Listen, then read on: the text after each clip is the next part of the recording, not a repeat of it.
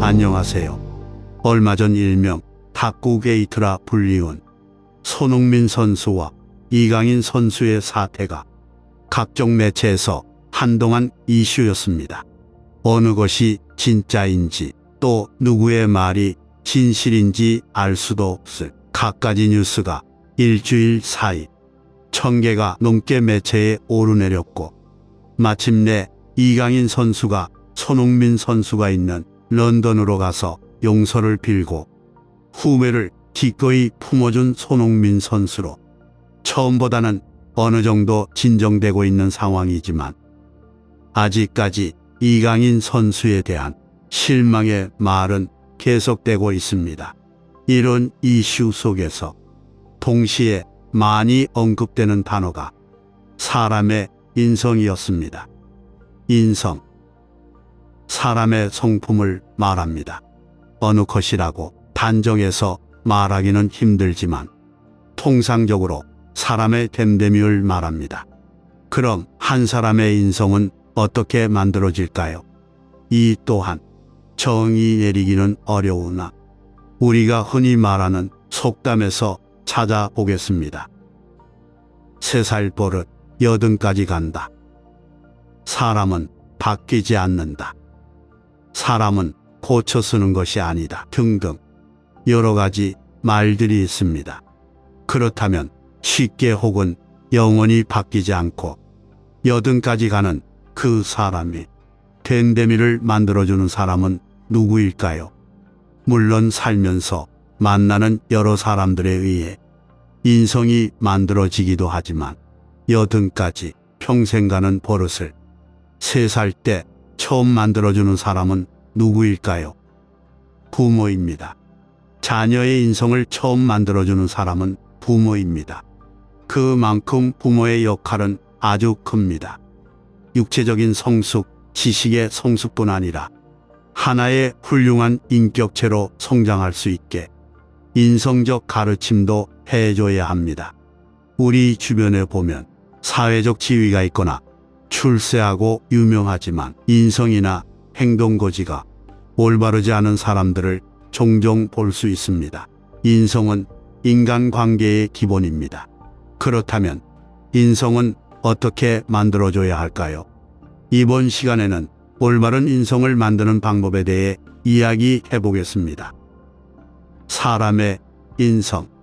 다시 말해 사람의 성격과 행동은 환경적인 영향, 유전적인 영향, 교육, 문화 등 다양한 요소에서 영향을 받으며 만들어집니다.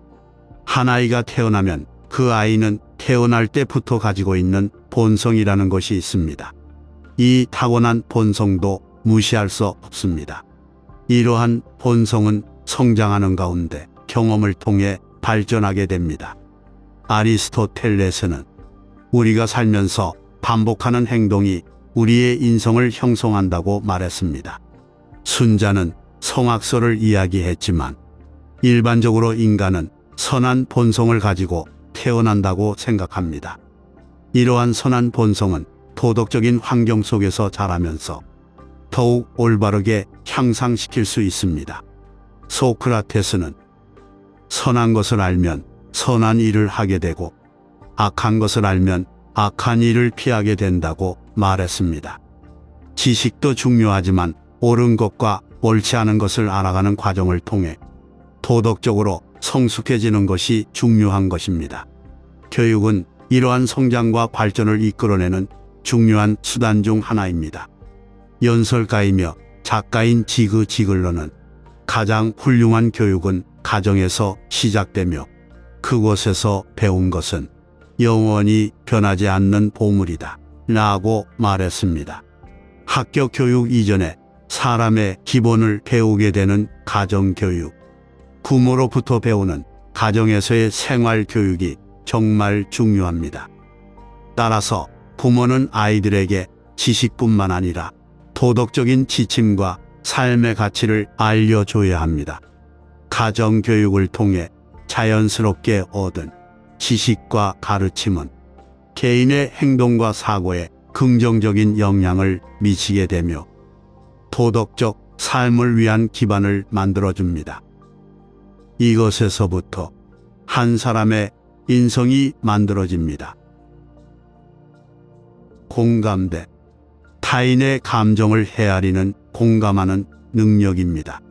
이 또한 태어날 때부터 타고나는 것일 수도 있지만 주변 사람들과 환경의 영향으로 달라지는 부분입니다. 공감 능력 또한 인성을 형성하는 중요한 요소입니다. 그렇다면 공감 능력은 어떻게 하면 개발이 되겠습니까? 예술을 통해 자라날 수 있습니다. 예술은 감정과 정서를 풍부하게 만들어주는 중요한 영역입니다.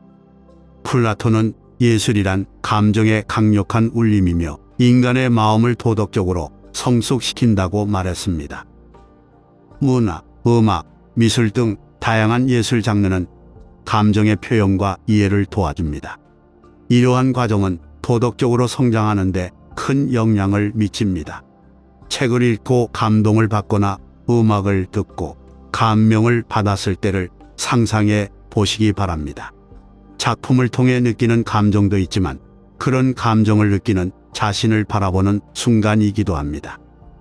감동의 순간은 자신의 감정을 스스로 느끼는 순간입니다. 그렇기 때문에 예술을 통해 자신의 감정을 탐구하고 다양성과 창의성을 통해 세상을 더 풍요롭게 이해할 수 있습니다. 앞에서도 말씀드렸듯이 인성은 천성적인 부분과 후천적인 부분이 있습니다. 후천적인 부분이란 타인과의 관계에서도 깊은 영향을 받는 것을 말합니다. 칼융은 나 자신을 알라라는 말을 통해 자기 인식의 중요성을 강조했습니다. 먼저 자신을 가만히 바라보고 자신의 생각과 행동을 스스로 이해하고 받아들이는 과정을 거친 뒤에야 타인과의 관계에서도 그 사람에 대한 존중과 이해의 중요성을 깨달을 수가 있습니다.